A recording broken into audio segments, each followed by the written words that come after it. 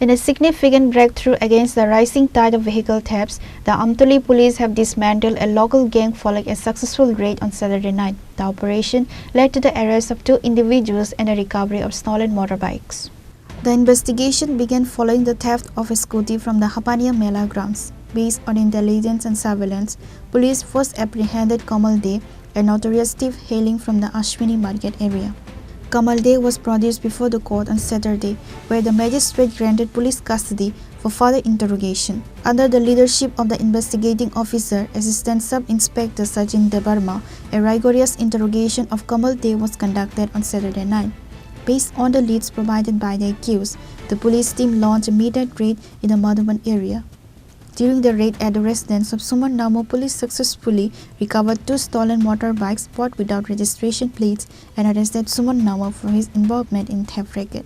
2026 তারিখে আমাদের থানাতে একটি চুরির কেস হয়, যেটি হলো আমাদের হাপানিয়া মেলা গ্রাউন্ডের অপোজিট সাইড থেকে একটি স্কুটি চুরি হয়েছিল।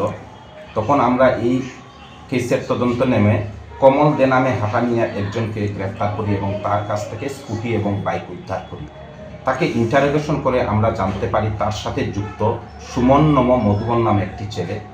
আমরা তার বাড়িতে রেড করি গতকালকে এবং রেড করে তার বাড়ি থেকে 2টি নাম্বারবিহীন মোটর বাইক উদ্ধার করি এবং সেও এই চুরির সাথে যুক্ত।